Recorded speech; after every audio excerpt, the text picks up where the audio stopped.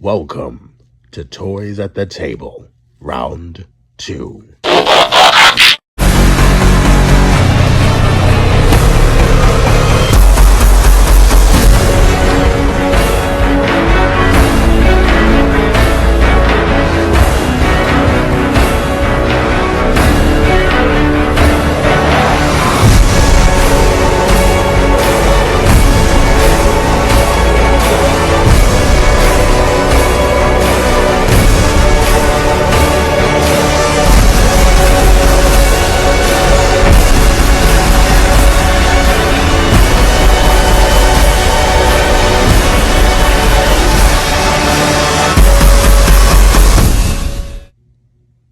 It feels so very good to be back.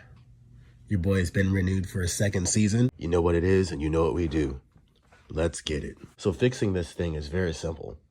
It's actually too simple. It's almost like they should have released it this way. Hence the title of the video, how it should have been released. It's beautiful, but it's even more beautiful after all the fixes. So there's one fix real quick I'm gonna go over. It's very simple. Out of the box, this is a good looking toy, but he looks dead inside. His eyes are too dark, and its face looks super dark in the setting. One of the things that Takara got right on this toy is the whole thing is smothered and covered in paint. You might not recognize it, but I know because I've polished some of it off. Takara is known for painting their products. Most of the time, especially official ones, they give a light coating over the whole damn toy. Almost every drop of white on this toy is painted. Almost every drop of red on this toy is painted. I think there's only 3 sections that I've spied that I've tried to polish that didn't have paint on. You know, the rest of the thing from top to bottom has got paint. All the metal flake is painted. So it pains me to say this, that this thing didn't get a perfect grade out of the box because the color choices that they made for the face were odd. I know they were going from the animation and they were trying to emulate that. And in the animation, most of the cells, SKYFIRE has a very light face and his eyes tend to be a little bit darker. And it especially looks darker on this full white robot. His eyes look dead. So the first thing I did was I used some really, really light blue. The color that I used on the eyes is Lake. That's what I usually use on all of my Transformers to get them to look more alive. I think initially the color that they use is more akin to like either a dark sky blue or a true blue, but really light tinted true blue, and it looks weird because it looks dead. So most suppliers of Transformers, Masterpiece, and the third-party equivalent, they try to do this kind of glossy sheen all over the eyes so that way it would follow you when you move, because if you have a light source on it, the light would reflect off of whatever part of the rounded eye you get, and it would look like it's watching you. And that's a good thing to do. Unfortunately, I don't really care for it. I like my eyes to appear bright all the time, no matter what corner I'm looking at them, so I just make them flat. I just use a lighter blue and it makes them look alive. The first thing I did was I painted the eyes, and then after that I struggled with the silver on the face because I thought it was dark. Not Starscream dark. Like Starscream is supposed to have a dark face, but I don't think SKYFIRE is supposed to have that. So the second thing I did was I looked at the outline that goes around his face, and I felt that the colors between the difference in color and the shading between his outline of his face and his actual face were too close. It didn't create enough separation. And if you look at Phoenix, he has a clear divide because his face is lighter. And at first I thought about painting his face, you know, with a glacier gray to make it brighter so that he looks more animation. But, and to be real fair, I wasn't even gonna use his face. I bought Phoenix to use the Phoenix face on this because I love the face on Phoenix. And then when I painted this, I gave this outline a darker black on the outside edge. I fell in love with it because the sculpt is actually, to most screens of the animation, with the exception of the lower jaw, the nose, the eyes, that's all actually SKYFIRE. That's how he actually looks.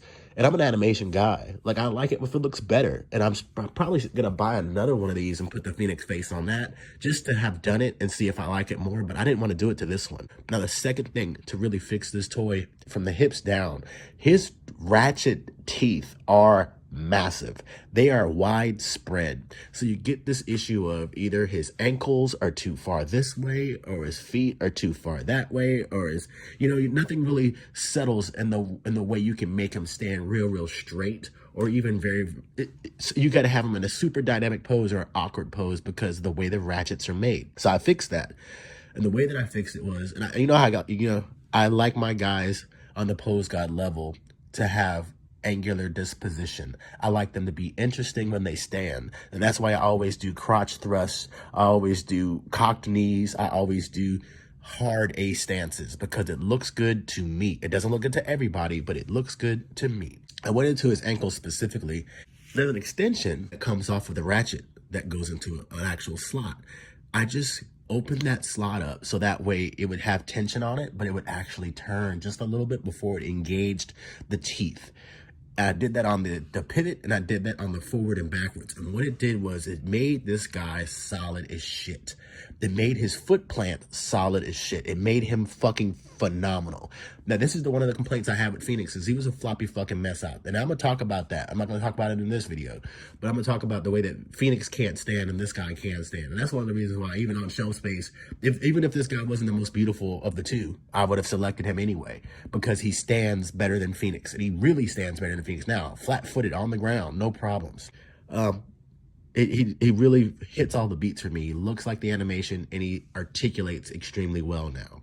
So those are the fixes, and this is absolutely how it should have been released. Small things make massive, massive, massive gains in this toy genre that we all love and appreciate. Small things, just a toe pivot a little bit more, a hinge a little bit more, stuff like that makes the world to me.